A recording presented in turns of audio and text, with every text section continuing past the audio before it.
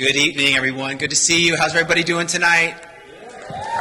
Awesome. Well, thank you, Mike, for the very kind and generous introduction, and thank you to the AAPI Coalition and Civic Leadership USA for bringing us together, for all you do to lift up our communities, and thank you to Andy and Sandy and Albert for your leadership, the board, the whole team, for lifting up our AAPI elected officials. And I first want to say I'm very honored and very proud to be in this room with all of you. Thank you for serving as incredible AAPI leaders representing your communities. You give voice to our community and you give hope to our community. And so I want to thank you for that, and also say that it's incredible what we're doing and what we're accomplishing. It's important, I think, to take stock of our successes and see that from special district officials and school board members, city council members, mayors, to the Vice President of the United States of America, AAPI California elected officials are serving, are stepping up, are making it happen, are getting it done. So thank you.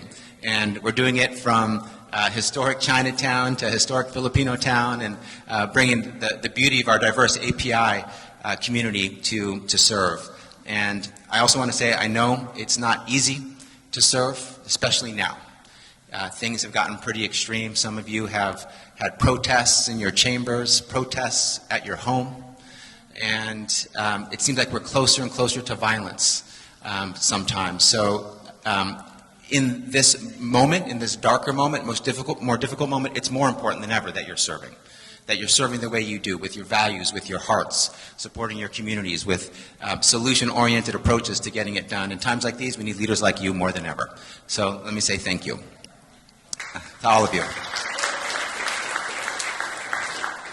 I also want to say, I, like many of you, am a first, and thank you to all the firsts. It's important to break barriers and break through ceilings and knock down doors and reach back and pull others through with you, create pipelines for others to travel.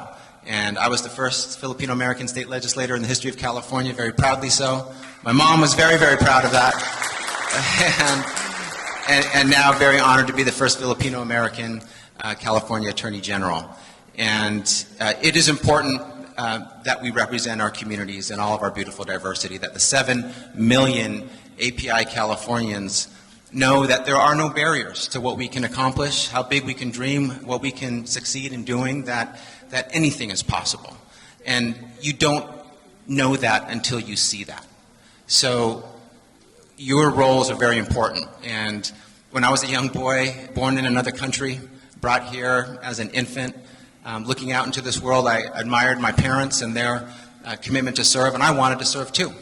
I wanted to pick up their baton, and I wanted to make a difference. I wanted to have an impact. I wanted to help people.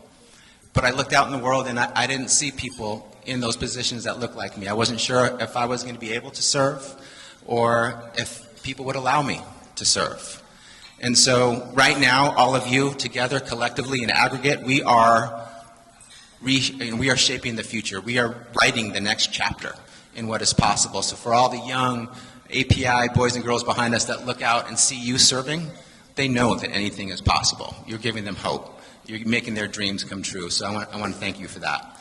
And at the California Department of Justice, we will always fight for our AAPI community through all the challenges. We set up a Racial Justice Bureau to make sure we're fighting against racial injustice in all its forms, against the AAPI community and all communities.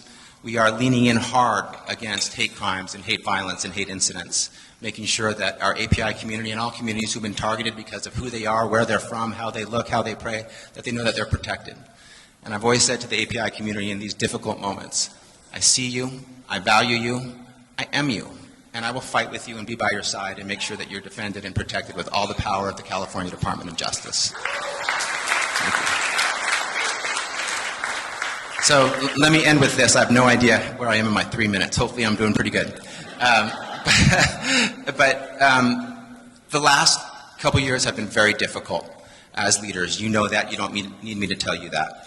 With COVID, with the racial justice reckoning, with all the challenges around housing, rises in some crimes in some places, and you have all stepped up. You've led with values, with courage, with strength, with resilience, with power. You should be proud of that.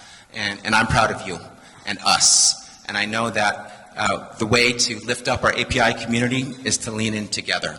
There is nothing we can't accomplish when we do it together, when we support one another, when we are intentional, when we lift each other up. So I have your back. I'll fight with you. I'll do my best to support all of you, and I appreciate all that you do. Thank you.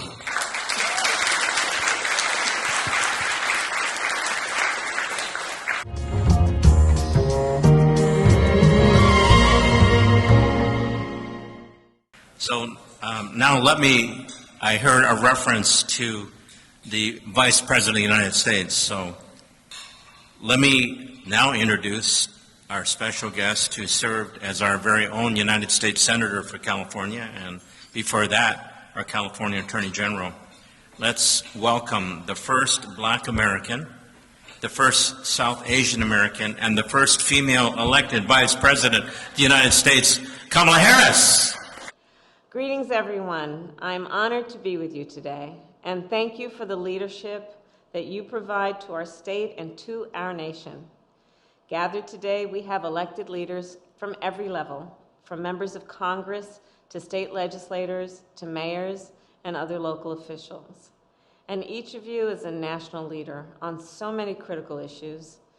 Issues from expanding economic opportunity for all people to protecting our communities from racism and violence.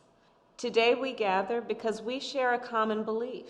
We believe in the future of America. We believe in a future where the promise of liberty and justice is made real for all people, where all communities are safe and healthy, where all our families can get ahead and stay ahead. Every day, we are fighting together, we are working together to build that better future. Together, we are working to make sure that Asian American small businesses have access to capital and that Asian American families have access to housing and financial support.